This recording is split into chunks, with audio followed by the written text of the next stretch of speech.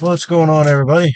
It is a beautiful Saturday afternoon, and I have a very easy run to make this weekend. So I've got time and decided that I was going to jump on the charts to review Friday. Why do I want to review Friday when it was such a good day? Well, always review your good days just as much as you do your bad days to see if you could have improved and made even more money. Secondly, Friday, my target was not hit, and I want to know why. Because it did cost me money. I could have made more money on Friday. And we're about to go through that and find out why and how.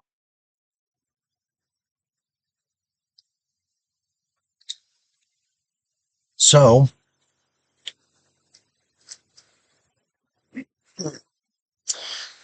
this is Friday's chart um, on the NQ 15-minute chart. This was my draw on liquidity. This is where I was targeting. This is where I wanted price to go. This is where I was extremely confident in the fact that price was going to go to. So why didn't it get there? Why did we reverse all the way back up to the highs of day? That was my question. Now, let's be honest. I had a fantastic week. Not to brag. It's just facts and it's just to show that I am improving. I am doing this right. Anybody who shows up in the Discord when I'm live will see my trading. So you can see that I'm not over leveraging. I'm not taking risks. I am trying to find the best trades possible. And I'm still got a long ways to go on managing those trades, basically just holding them longer. I mean, if this was my draw, why did I take 5 or 6 trades to the downside to get there when I could have just taken one trade at the beginning of the day and just held it all day, which would have been right in here, created a lower swing high. That's going to tell me we're going to take out the lows. If we're going to take out the lows and this is my target, why am I getting in and out of trades in this area, even if we have pullbacks? It's just ridiculous. There's no reason to do so. But anyway, that's what I did. So, ended the week with 23,420. Pretty damn good week. Pretty damn good week.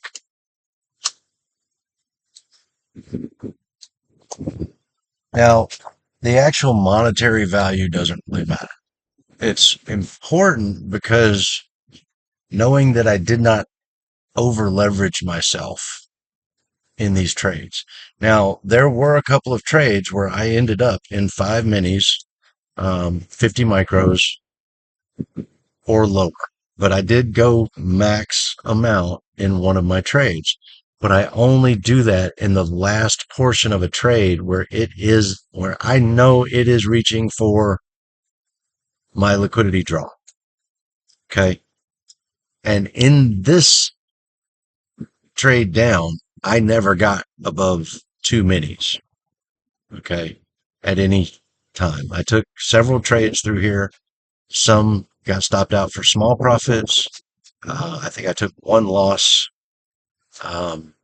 But I was never in more than 2 minis on this downturn, trading into my liquidity draw. Well, why didn't we get there? I saw this as engineering liquidity in a range before rolling over and actually taking that liquidity and getting into the daily fair value gap. But we didn't get there. Now, I was marking up all of this price action, order blocks, fair value gaps, breaker blocks, all that stuff on the way down. So my charts can get pretty messy, right? So I just took all of that off um, to go through this example because I wanted to know why we didn't get down to our daily fair value gap on Friday. We can still get there.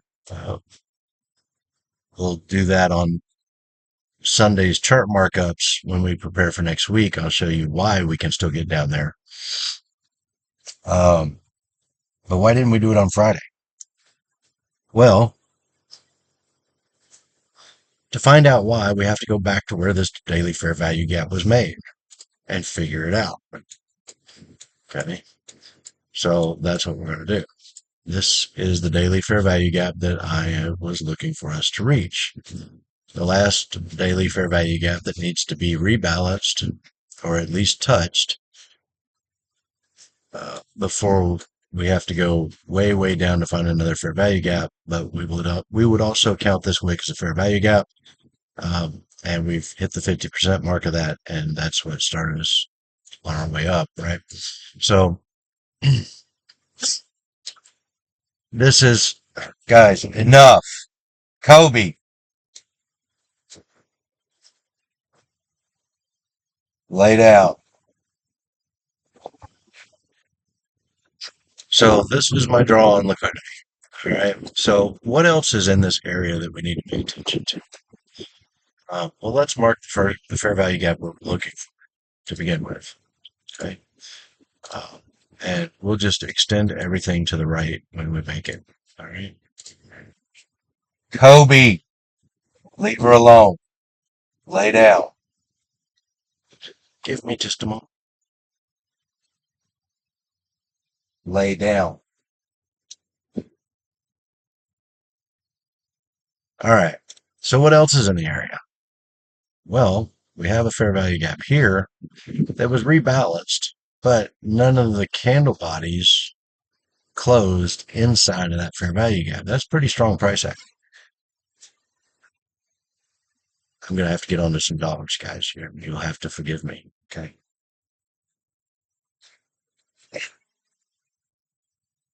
Stop. Lay down.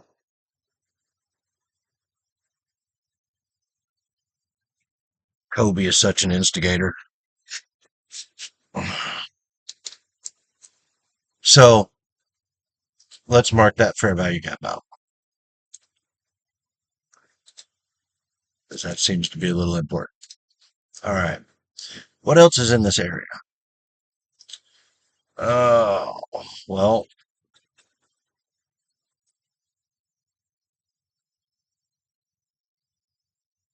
notice this little gap between fair value gaps. This is something that I learned to pay attention to when I was doing support and resistance trading. Okay.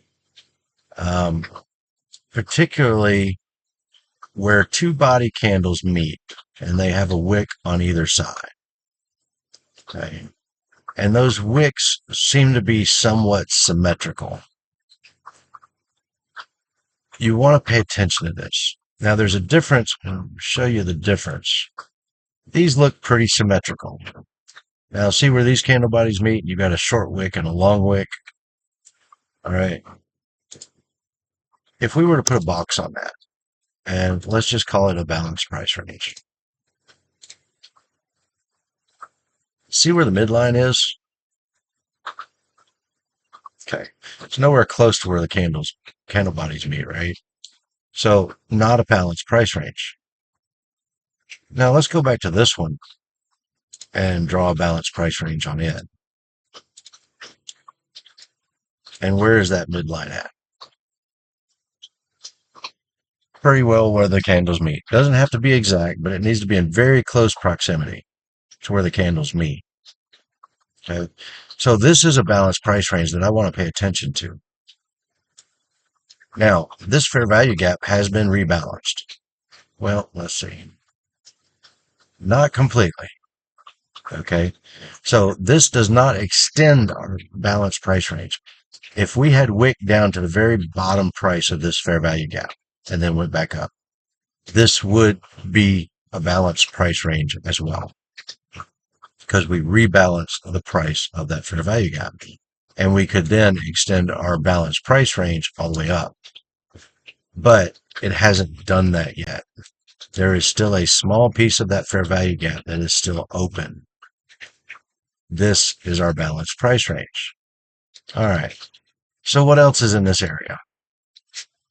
Well, I see an inverted fair value gap down here. So I need to mark that up. All right. Inverted fair value gap, and we'll extend that to the right. Okay. We have another inverted fair value gap right here that was inverted with this candle here. Well, actually, it was inverted with this candle here. So let's mark up that inversion and send it to the right. Now, we also have an order block that was created when we broke the price of this series of down candles, when we broke the opening price up here. So let's go ahead and mark that up. It's an order block. Okay. Order block.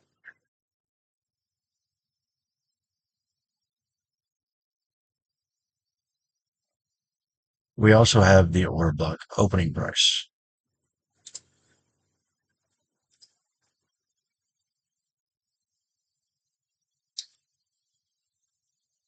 Okay. Now, we've got everything marked up that I can tell.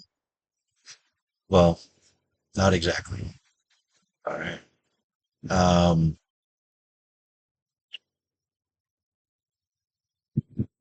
yeah, I wouldn't count that. We don't really have a breaker block. Um,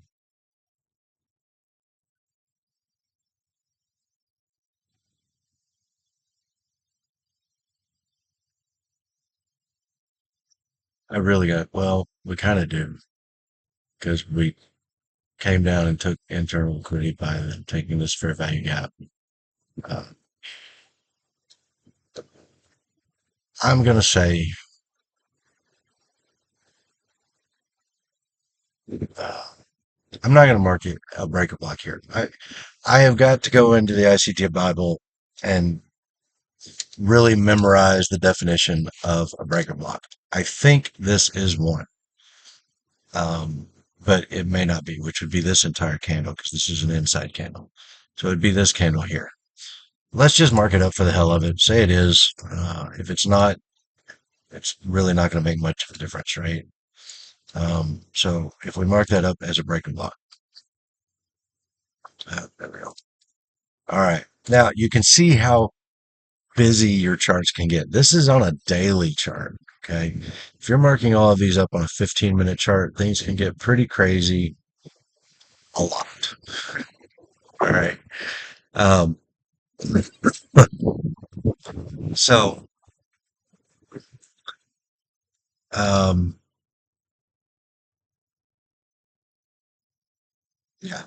So I'm just going to take a breaker block off the script. It really isn't going to make a difference in why we didn't get to where we were wanting to go anyway. Um, so we have all of our fair value gaps. We have an order block, both fair value gaps and inverted gaps, and our order block and order block opening price done in this area that we are looking for price to now come back to as our liquidity draw. All right. Wait a minute. Missing the, extend that to the right. There we go. Much better. All right. So let's go back to the 15-minute chart and to Friday's price action.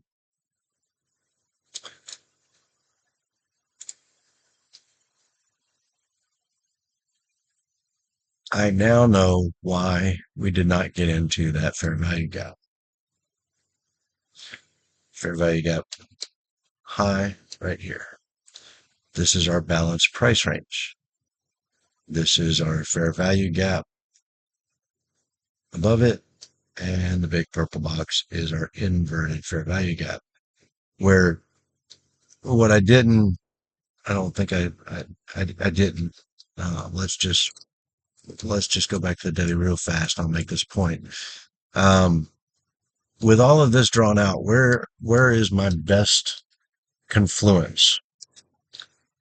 Uh, And by confluence, I mean two or more levels that line up in very close proximity to each other. Okay. Um, we do have the fair value gap that I'm looking to get to and the midline of the entire order block, right? Um, but they're close to each other. But look at this inverted fair value gap and the balanced price range. These midlines almost lay perfectly on top of each other. Okay. So if I was looking for price to come down in this area and to reverse, and midlines are extremely important, this would be my strongest piece of resistance getting to this fair value gap. Okay. So, and you saw what happened on Friday's price action. Okay. We hit that resistance and we had four 15-minute candles. So 1 full hour of price action that could not break those midlines. And then we got our change in state of delivery, which created the order block when it crossed the opening price of the last down candle. And it inverted this 15-minute fair value gap. So this is my first warning that we are not going to get down here. This is my confirmation that we are not going to get down here with an order block created and the inversion of this fair value gap, because now I have levels that should be holding, right? So this first inversion, let's just go ahead and mark it.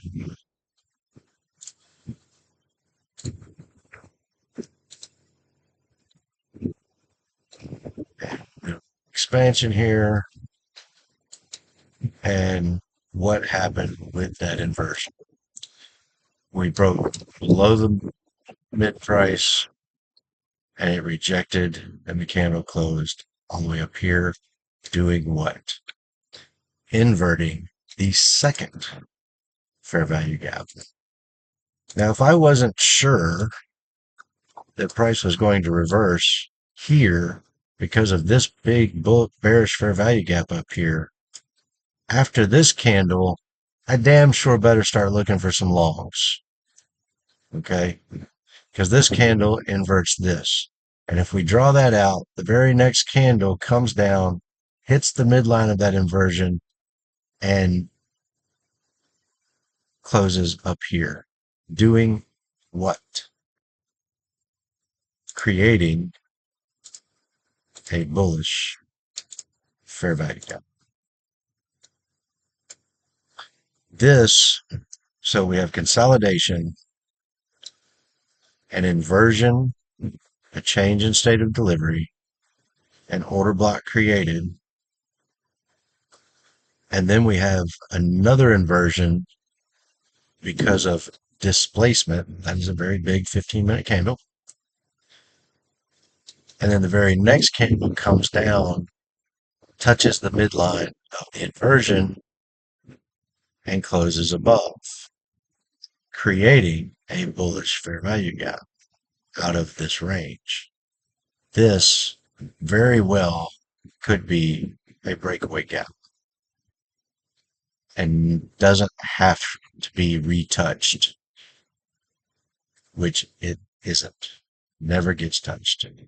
We immediately pop up, going above the opening price of this down candle, creating another order block,